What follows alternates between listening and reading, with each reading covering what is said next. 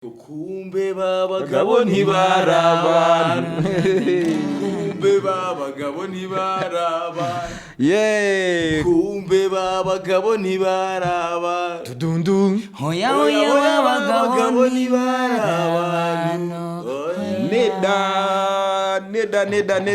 neda so my brother tuzagenda uryamese ryangombe inyamaswa izaza ryangombe izavugira kw'irembo ryangombe ntuzayitambese ryangombe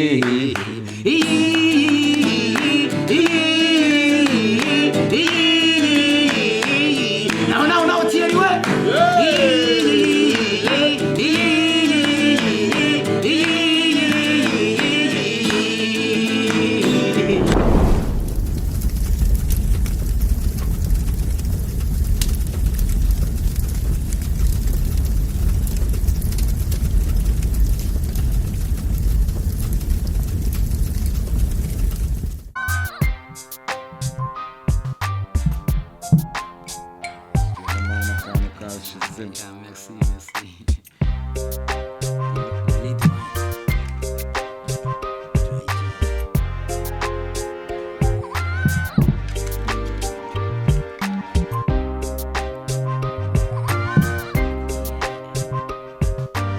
Merci. Yes, amahoro kuri mwese inshuti za wakawaka podcast. Ndabaramukije cyane, nizera ko mukomeje kugira ibihe byiza aho muri hose. Mbibutsa kandi ko KDB nkuko muyibona hano, KDB badufitiye ibinyobwa byiza cyane. Uyu munsi murimo murabona red wine, murimo murabona dry gin, bagira whisky nziza cyane, bagira vodka nziza cyane, bagira white wine nziza cyane. Byose muzakomeza kubibona hano kuri wakawaka podcast. Ariko nanone mbabwira ngo nicyo gihe cyo guhesha amafaranga yanyu agaciro. So uyu munsi murabyibuka mu gihe cyashize mba kuri Don podcast, nari mu bintu nari mfite guharanira cyane ni iterambere rya reggae music mu Rwanda. Twarabiganiriye kuri Don podcast, kera bakurikiraga Don podcast ya Badrama. Tubiganiraho tuvuga ko abanyarwanda ni nkaho baheruka reggae cyangwa se baheruka gukunda, singiye kuvuga ngo ni ugukunda reggae kuko abanyarwanda bakunda reggae. Kanshaka ijambo, abanyarwanda baheruka kwenjoyinga reggae n'umuhanzi wa reggae nyakwigendera Lucky Dube akiriho. Kubera ko ibitaramo biryoshye bya Natty Dread, ibitaramo biryoshye bya Holy Jadobs, abo bose ni abantu twagiye turyoherwa muri icyo gihe cya mbere ya Lucky Dube. Kuva Lucky Dube yakwitaba Imana, ni nkaho natwe twahise twibagirwa ko tugira abaregeman mu Rwanda. So muri urwo rwego rero nge byakomeje kumbabaza, bikomeza kumbabaza mbona ibitaramo bibera muri arena, ibitaramo bikomeye mpuzamahanga bibera mu Rwanda, ugasanga abategura ibitaramo ntabwo bibuka ko mu banyarwanda harimo abakunda reggae, mu bahanzi b'abanyarwanda harimo abaririmba reggae. Kugira ngo injyana rero itere imbere nuko abahanzi bayikora bahabwa agaciro, ku buryo n'abandi batarabitangira babona ko iyo ni inzira nziza bashobora kunyuramo, bakaba bazamura nabo impano zabo. Ariko igihe cyose injyana musa nkaho muyiyibagiza, ni ikintu kibabaje cyane. Kubera ko narabibonye natangiye kubibona. El Fatuma aza mu Rwanda, ni umu reggae dancer ukomeye cyane, tubyina buri gihe iyo dusohotse. Akaza mu Rwanda akabura abantu, hakaza undi mu reggae dancer Dimako akabura abantu, haje Tike Jaffa Kuri abura abantu, haje Alpha Blondy abura abantu. Ni ukuvuga ngo, kandi ngewe ikintu kimbabaza cyane muri ibyo byose, abanyarwanda bakunda reggae. Of course Abanyarwanda bakunda reggae. Buriya muri biriya bitaramo byose bibera muri za arena, bibera hirya no hino, ushyizemo umuhanzi wa reggae barasimbukana nawe kugeza arangije show yiwe. Ni ibintu twese turirimba izindi njyana tutigeze dushobora, ariko abaregeman bari bafite ubushobozi bwo kubikora. So nkibaza nkavuga ati reggae y'u Rwanda iri hehe? U Rwanda rurashyira hehe abahanzi babo ba reggae? Ese ahazaza hayo nahahe? Niyo mpamvu navuze ati kuri izi podcast dukora, reka tujye tubiganiraho tumenye ngo injyana mu Rwanda ntayihaba tubimenye cyangwa irahari ahubwo ni twebwe dukora sambura cyangwa se no gushaka ko itahaba. Ni ikibazo gikomeye cyane rero. Njyewe nakomeje kukiganira n'abantu hirya no hino nagiye ntumira abarasta batandukanye kuri podcast tukaganira. Nza kugira amahirwe, hari umusaza nakundaga indirimbo ze cyane ntaranamenyana nawe, icyo gihe yitwaga Jabondi. Nkunda indirimbo ye bavuga ngo kumbe babagabo ntibari abantu, kumbe babagabo ntibari abantu. So byaje kugera aho ngaho, Imana ishimwe twabonye imbuga nkoranyambaga ziduhuza n'abantu. Tuza kumenyana kuri social media, turaganira, nsanga yarasanzwe nzi, biranamutungura cyane, ariko kuba n'umugabo ucisha make cyane ariko w'impano idasanzwe. Njyewe akaba ari abantu njyewe numva nifuza kuratira abanyarwanda. Hari abahanzi ba reggae nifuza kuratira abanyarwanda buriya, kubera ko dufite Bangabo, dufite Bakayaga, dufite Holy Jadovs nubwo itarimo guproducinga, ariko byo byose biduturukaho buriya, twebwe nitwe tubaca intege, urabyumva. Hari abaregemani rero mu Rwanda dufite dushobora kwiratira abantu. Wa mbere na mbere numvaga ngomba kwiratira abantu yari Jabondi. So mbaza ngo mistake nakoze mistake nakoze ni iyihe, nabyo ndaza kubikubwira muri iyi podcast. Of course man. Hari ukuntu njyewe ibintu nkunda, njyewe ntabwo njya nifata. Niba wakoze ikintu nkagikunda ndagisharinga kuri stati yanjye, mpita ngishyiraho rwose. Ikintu cyankozeho, umuntu yakoze cyankozeho, ndagisharinga, uri kubyumva. So indirimbo ya Big Bro Rasta, Ayman Ja Rasta yasohoye indirimbo ahantu arimo kuyicuranga. None njyewe mpita mfata kwa kundi tusharinga kuri stati yanjye. Hashize umwanya ndimo kwirebera ibindi bintu, sinzi umuntu nabonye niba arimo kugukinisha inzoka mu buhe buryo, nabwo nabonye butangaje. Ndavuga ati reka nako ngasharinge tu mu rwego rwo kuvuga ngo reka nsharinga akantu ka entertainment nkunze abantu.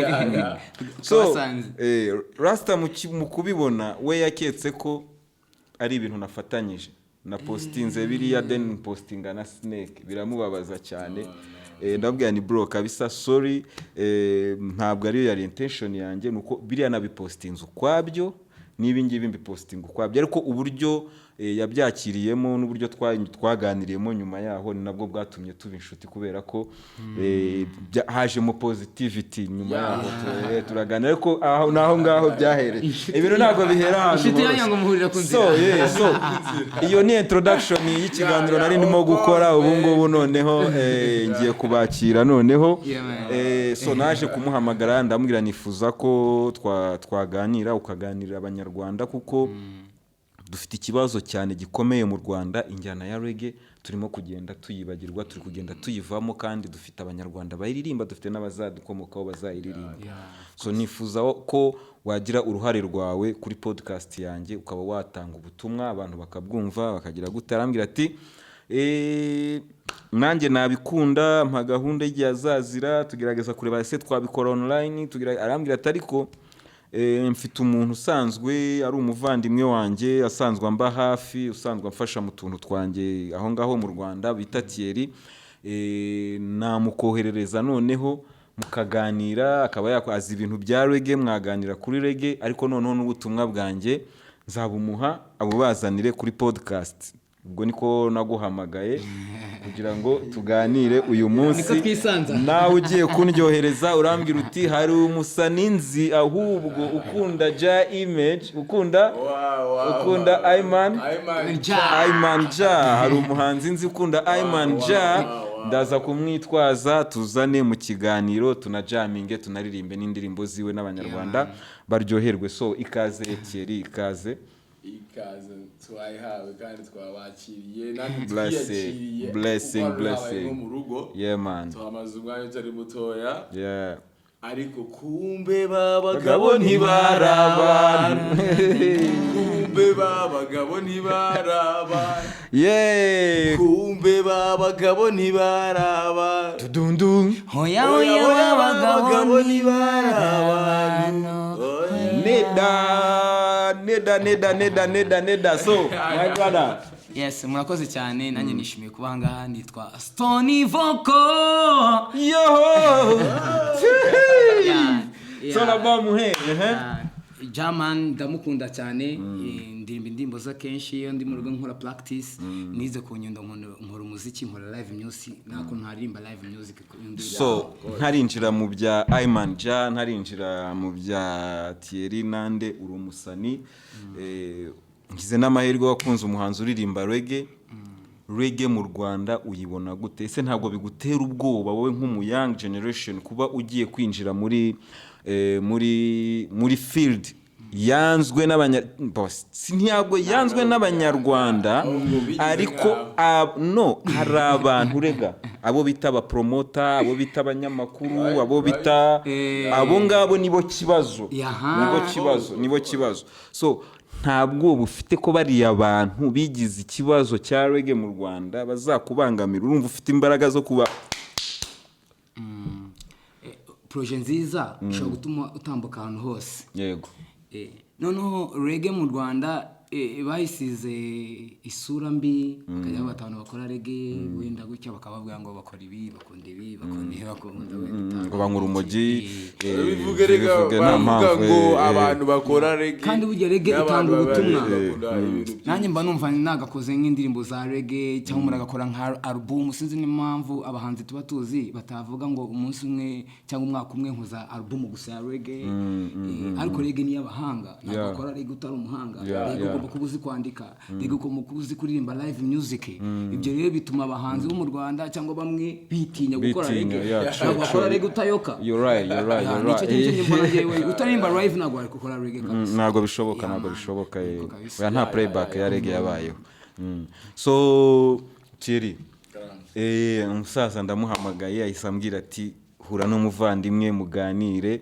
urumva reggae music wowe mu Rwanda uyibona gute ubona intambara tuzazivamo ryari reggae kongera ikabyinwa nka kera uko mbere twagiragaho Reagge yari ikaze ariko Reagge nawe ahantu yampemukiye abazungukazi baraje barayirongora yose barabatwara okay no sasa nacyo ni ikibazo cya reggae yacu nacyo abazungukazi nabo ni ikibazo cya reggae Thierry njye nkubwiye igihe namenyeye Rafiki nigaga Igisenyi kandi kwigutira utangara nigaga Igisenyi uza kuririmba bwa mbere nje nubwo ngaragara nk'umutobe nashaka ifite imyaka yenda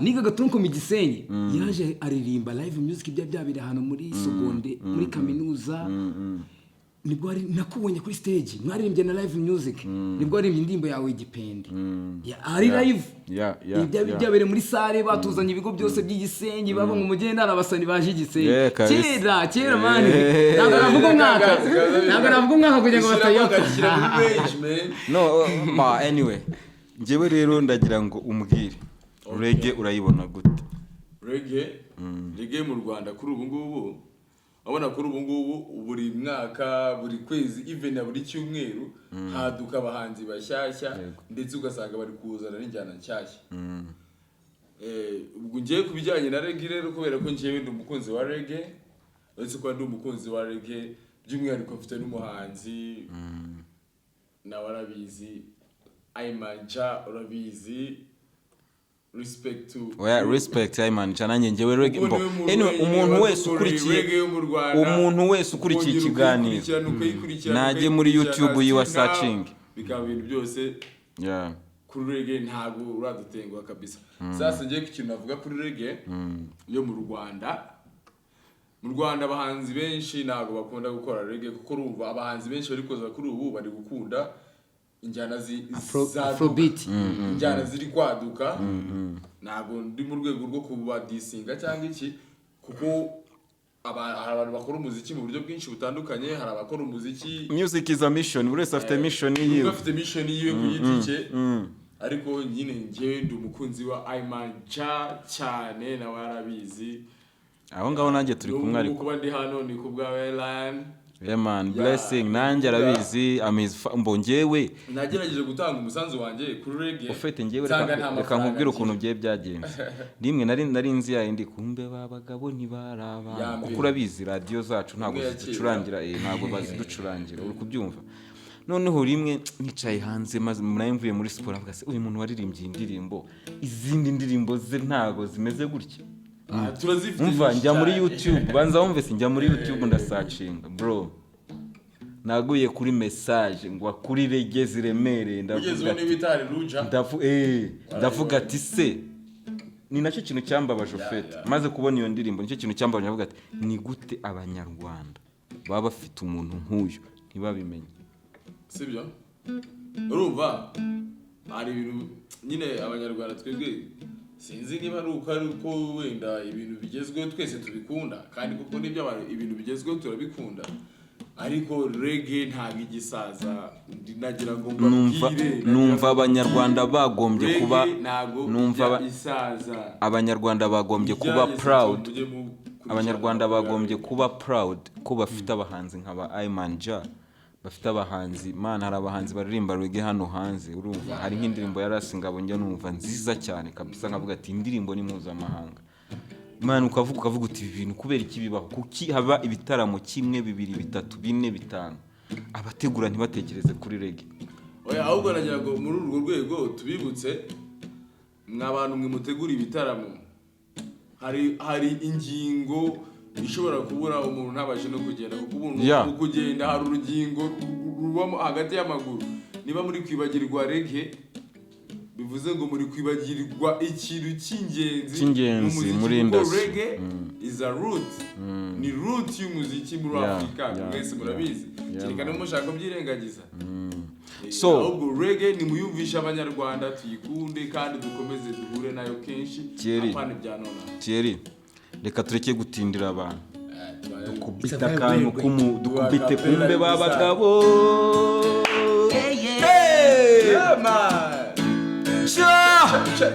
Rastafari barabantu kumbe babagabo ni barabantu kumbe babagabo ni barabantu oya babagabo ni barabantu oya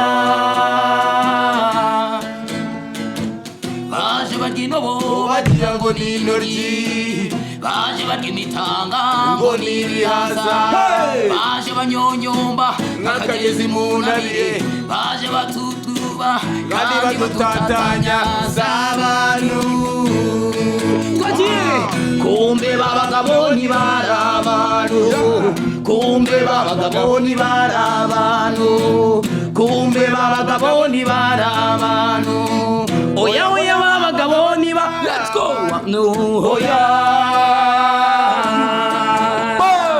iyo ugeze iwabo kuri baraseka batubonye iwabo bagatukuza amazuru inda zingari imishinya igasumba abazuza z'abantu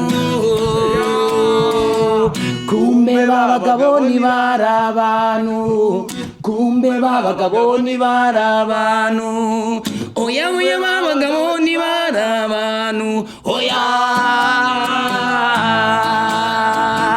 kumbe babagabo ni barabantu kumbe babagabo ni barabantu kumbe babagabo ni barabantu oya babagabo ni barabantu oya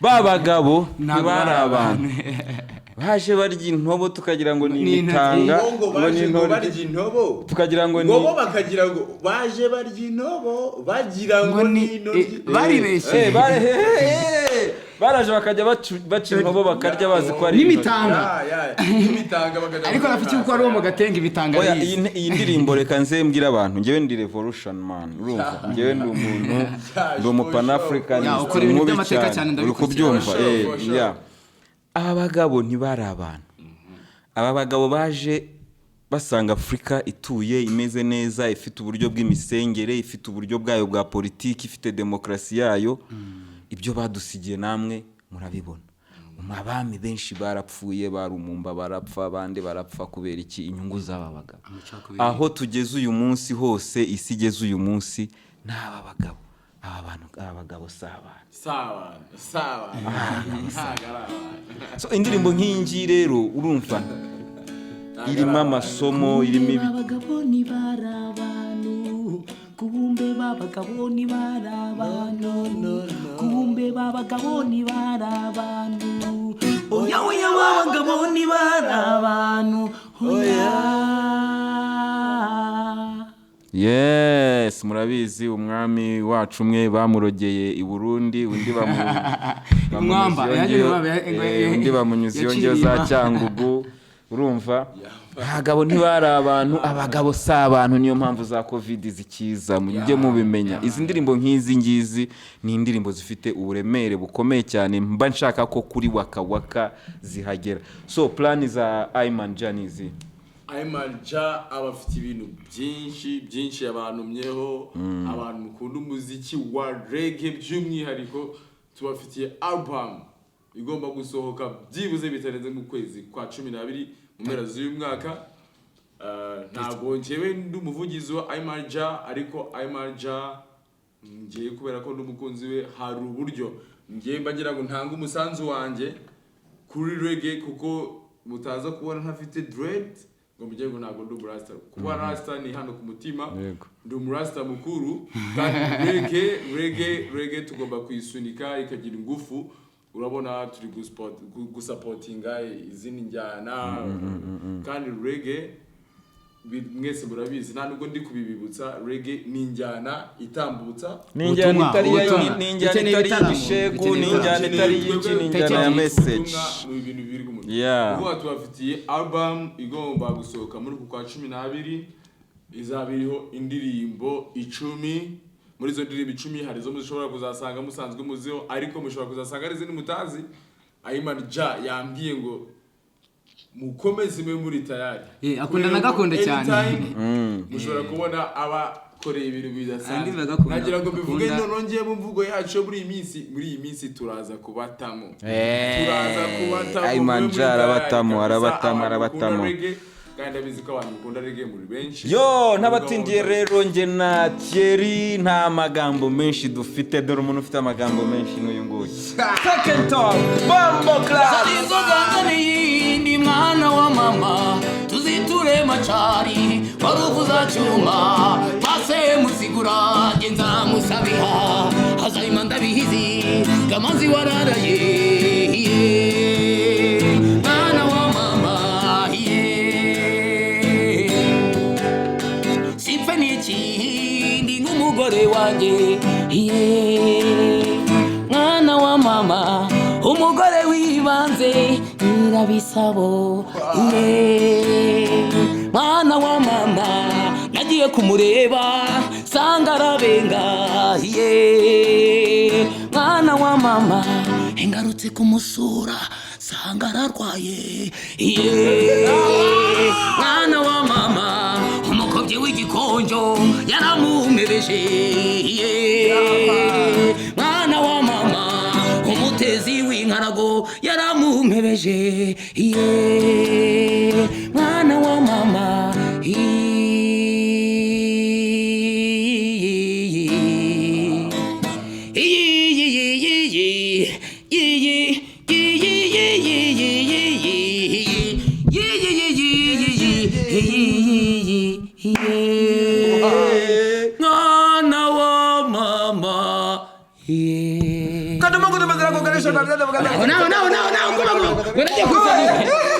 Aricyifuzo cyo mugatera waraje kurusanya ibitego ndabitigise byamidesaganya aho twari icyo ni rusange nanjye nicyo twakize muri primaire uyu muvandimwe wanditse ngamusaba indirimbo cyenge ewane kabisa ukadusangiza byibuze indirimbo imwe ya Bomare nk'umusaza indirimbo ya Bomare uyicurange udakoresheje nk'uko Bomare yacuranze kugira ngo utazagira ikibazo cya copyright just wagira accompagnement just nkunda reggae ni live igira ubutumwa bwiza n'iki noneho irandimbo gakondo ari ukuntu irandimbo maze kuririmba iri traditional ariko abantu baririmba reggae Irimo. nta cyababuza kuririmba irimo, gakondo erega Ushobora gufata indirimbo za gakondo reggae buri igira irindi shami ku ruhande anyway ifite amashami menshi cyane ifite utuntu twinshi ku ruhande twegereye reggae ni style hari reggae zegereye hip hop kuko Bob Marley yaravuze ngo imiziki yose ni reggae uri kubyumva kandi koko uri kubyumva ariko muri reggae hari indi nuziba mu bita nyabingi ubwo yavuye mu Rwanda ubwo oya byavuye muri Jamaica nyine nyabingi style ni ukuvuga ngo mu barasta bamo amoko abiri hari abarasta b'abanyabingi hari n'abarasta b'ababobo shanti baba Jamaica ku isi yose buriya Ayman Jah ni nyabingi abangaba ubona dread zabo ni nyabingi aribo ba Bob Marley n'abandi ababobo shanti rero ni babandi bambara ibitambaro bazirika dread uriya munaturanye mu gipangu ntago wazibona kire kuri umugore we uri kubyumva seso abo ngabo banyabingi babita nayabingi bafite ntuza yabigenda kumva ari gakondo 1 2 3 nuvuga ngo nabo ukuntu bayibyina nyine ukuntu bari bose ngani ni gakondo ni Rwanda okay uko byumva babazenguruka bagenda gutyo urabona ko no kumenya ingendo yabi hajyamo gakondo urabona umuntu uziritse iminyururu hariya arimo kugenda saka iyi ni gakondo rero niyo mpamvu yitwa nyabingi inese bihura n'u Rwanda ni bo bavuga nayabingi ariko bandika nyabingi ubundi ni ibintu byose bituruka hano muri Afrika urumva buriya ibyo bintu tuzabiganiraho muri Rastafari abamo ibintu byinshi kubera abanyarwanda mutabashije kumenya ngo nyabingi na nyabingi ni bimwe ariko nyine kugira ngo tumenye ngo kimwe bivugwa mu cyongereza ibindi bikaze ariko byose ni ibyavuye muri Afrika ni ibyavuye muri Afrika bigera hariya muri Jamaica bigeze muri Jamaica kubera ko aba Jamaica bigishwaga ibintu bya religion y'Imana ibingibi by'abakristo byabaye ngombwa ko babisanisha ariko ubundi ntago byasaga hari imisengere yacu idafite aho ihuriye na Kristo hakabaho n'imisengere y'abakristo abarasta ariko kuko bajyanywe bunyago bigishwa biriya ku ngufu bashyizemo ibyabo ariko babisanisha n'iby'abakristo ngewe mu by'ukuri ngewe nemera ko bidafite aho bihuriye ako bagira idini no base Rastafarian si idini ni uburyo bw'imibereho ntabwo ari idini ni uburyo bw'imibereho nyine niyo mpamvu tuzakora ikiganiro hano kivuga ku bya Rastafari n'ibiki kirambuye kugira ngo ibyo bintu tubiganireho fresh so twongere tuganire kuri Ja Image uraza no kutubabarira niba bikunda udukubita kandi kagoma kiwe ariko Thierry ikibazo cya nyuma kubera ko turimo gusoza nagira ngo tubwire plani mu by'ukuri Ayman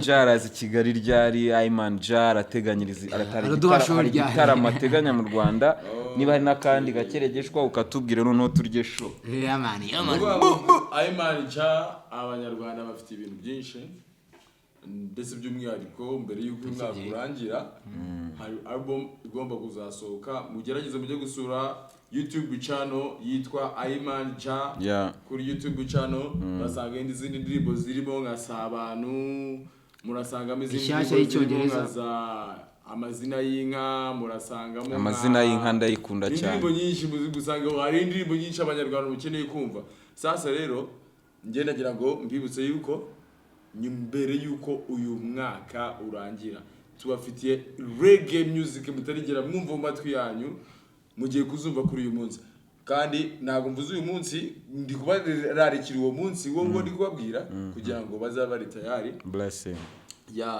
kandi ikindi yambwiye ngo arabazirikana cyane Ayman Jah vuba hangaha arabasura mu Rwanda atari bya bindi byo kuza mu Rwanda ahikoza agenda byo kuza hamara iminsi 3 agiye kuza mu Rwanda tumarana iminsi kabisa abazamushaka muzambona kuri wakawaka muzongera kubona nanone kuri wakawaka ndetse mwongere kumubona muri live music dufite n'igitaramo kandi kizaba live muri zimera z'ukwezi kwa 12 nuko tutahita tubabwira ngo itariki zingahe kubera ko ntabwo biratungana ngo tumenye ngo itariki ni ryari ariko tuzabume kuri wakawaka makuru tuzabamenyesha blessing turyo indirimbo ya bomare byibuze kufusaza byibuze imwe tumwaka indi ya Ayman Ja imwe dutaha about the thing, everything is gonna be alright. Sing, don't worry about the thing. Whoa. 'Cause everything is gonna be alright. Rise up this morning, yeah. Smile with the lights inside. Sing a little baby, come and stop pain. Sing a sweet song, a melody pure and pure. See, this is my message to you. Wow, dukubite Ja image. Ayman Ja.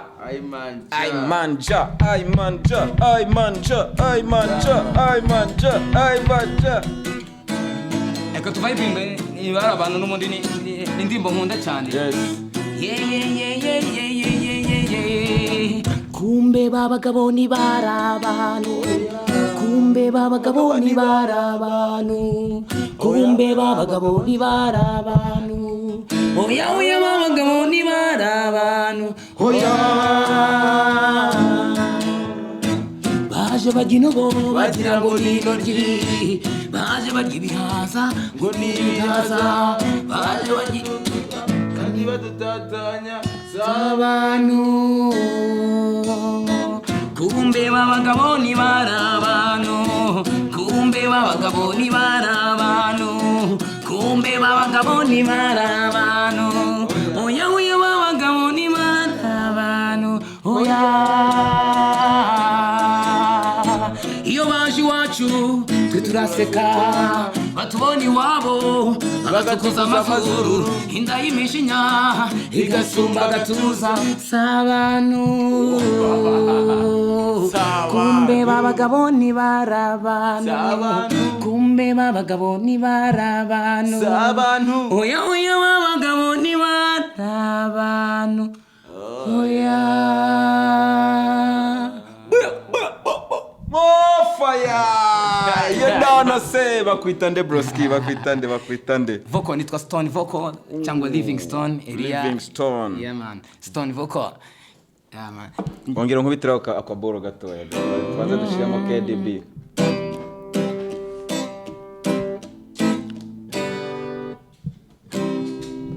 kuva nginyivuka sinigeze ona mama wandaye namenye ubwenge ona mbana na papa gusa namenye ubwenge ona mbana na papa gusa nanjye mbaza papa ni mama wabyaye abahe papa aransubiza ati nyoko wakubyaye yaradutaye yakunanye kera cyane ukiri muto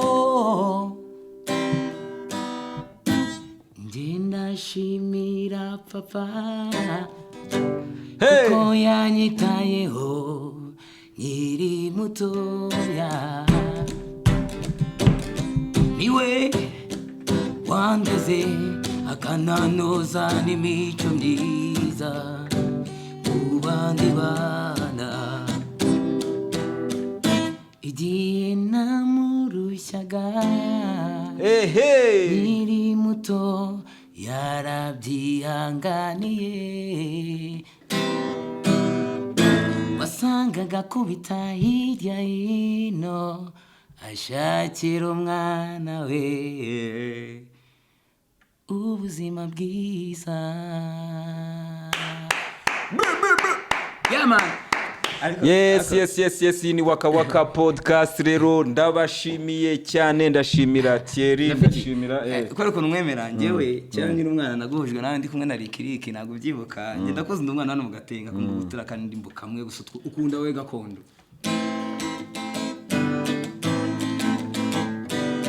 Yangomba tindi kuzi rya kamunehe ryavukiraga uri kazatabone kazaragira ubwatsi bw'abikindi bivamo inyindi ya nyabibo ndose rya ngombe uzanye nuryame se rya ngombe inyamaswa izazase rya ngombe izavugira kw'irembo rya ngombe inyuza yitabe se rya ngombe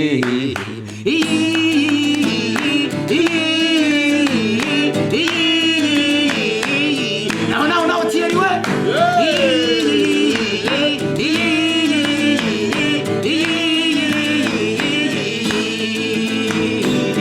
Mazenyango minyamaswa izakumenisha amashyamba abiri zagera kurya gatatu zasanga bari kuhagira bambaye busa kuko kuri kwambara basa zise ryangombe Mazenyango abakobwa bose bazikanga Mazenyango abakobba bose baziruka uzasambara atarambara ryangombe uzamuge mu gituza umubwira uti ndakurongoye nguteye inda ryangombe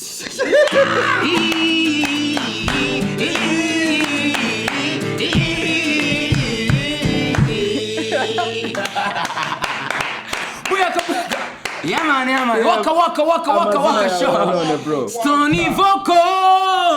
Stone Vocal Bombo Club, Yeah, you're man, the best much man. respect, Urarenze bro, urarenze kandi thank you. ja akomeze Yeah, man. agufungurira amayira, inzira zawe zikomeze zaguke inzozi zawe uzazigera ko uri umuhanzi mwiza cyane. Thank you. Nagira amatsiko cyane yo kumva ibihangano byawe ariko nzagutumira undi munsi Ngo yesho turye show y'ibihangano byawe gusa. Sibyo? Man, sibyo? Yeah man, Jabandi yaduhuje n'umusaza. Abarasta barahuza. Ayman rero umubwira uti intambara ya Reagge tuzakomeza kuyirwana ariko nazana adukubite show tujyemo barasta bose tuyijyemo harimo ababyumva nubwo Babylon system zikomeje gufungirana Reagge muri system muri industry yacu ariko we have to fight na system iri gukura n'abantu bakunda Reagge niyo babiri batatu baze benjoy sibyo niko intambara tuzayitsinda nta style igomba gusigara inyuma nawe ukora Reagge ukunda umuziki nyarwanda ufite ibindi byinshi gwadusangiza kuri industry yo mu Rwanda. Yeah man, keep moving. You are welcome. Blessing. Waka. Yeah, iyi ni wakawaka podcast rero ndabashimiye cyane murabyumva ko twari turi kumwe na Stone Voice, twari turi kumwe na Thierry, twari turi kumwe na Ayman Ja, amahoro kuri mwese. Blessing.